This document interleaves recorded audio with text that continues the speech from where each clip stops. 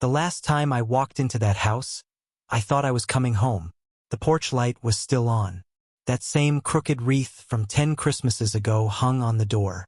I could hear laughter inside, soft, familiar, but somehow it felt colder than the December wind behind me.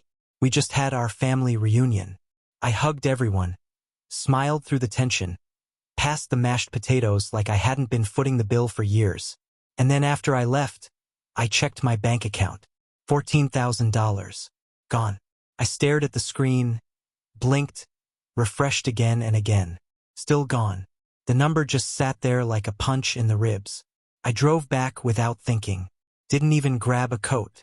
Greg, my brother-in-law, was leaning against the fridge like nothing happened, beer in hand. That smug look on his face like this was all some sitcom misunderstanding. "You seriously mad about this?" he asked, grinning. Elena, my sister, didn't even flinch. She was curled on the couch like it was any other Thursday night. "Oh, relax," she said. "It's not like we stole it. We're family." I didn't speak, just held up my phone. Balance for $1.87. They laughed and I said it calmly, clearly. "Then you won't mind what's coming next." They rolled their eyes, called me dramatic, said they'd use the money for rent, food, their daughter's school needs, that I didn't need it the way they did, that I'd be fine. And the worst part, my parents agreed with them. Mom said I was being cold, that I didn't have a family to feed, that I'd bounce back. Dad didn't even look up from his phone, just muttered, "Let it go, Charles." I stood there feeling like a stranger, like all those years of helping, of saying yes. They'd erased me. This wasn't about one withdrawal. It was about every silent expectation I'd ever fulfilled. The times they forgot to pay me back. The emergencies that always seemed to come on my payday. The gifts I didn't offer but still paid for. "You've always been generous," Elena once said. "That's just who you are." No, that's who I had to be because no one else stepped up. I didn't sleep that night. Didn't eat the next day. I sat with every bank statement, every transaction, every moment. I let them turn love into obligation. Then I picked up the phone and called someone who'd see it clearly. A lawyer. 3 days later, I went back. Mom was setting the table like we were about to pray over meatloaf. Dad was sorting the mail. Elena stood by the window, arms folded. Greg smirked. I sat down, placed a thin folder on the table. "Rent, groceries, your kids' school fees." "Sure, but what about the streaming services, the makeup boxes, the weekend trips?" I didn't approve any of that. They froze. I opened my laptop, pulled up a clean, color-coded summary. "You tracked us." Greg snapped. "No, I said I protected myself."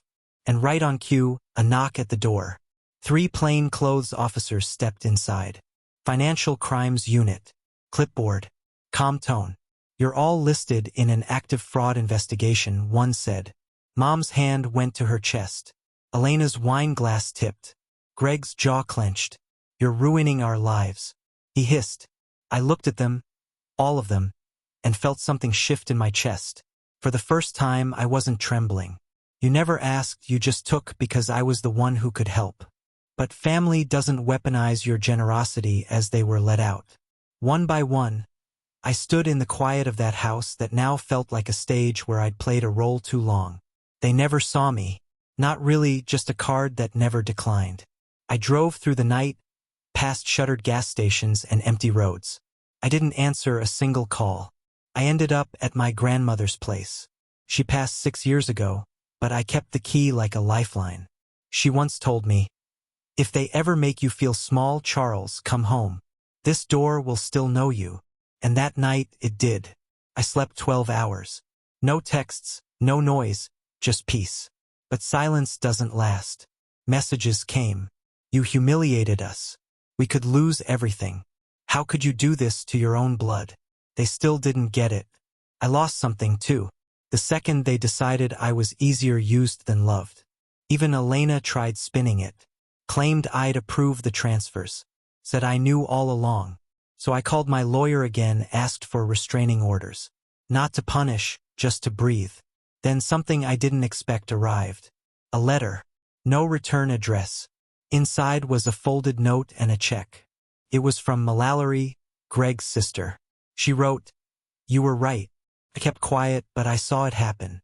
Watching you walk away gave me permission to do the same. This covers what you paid for my niece.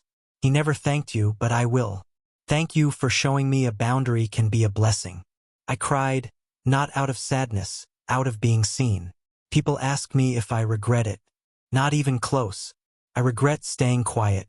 I regret making excuses for adults who knew exactly what they were doing. I regret every birthday they remembered only after a deposit hit their account.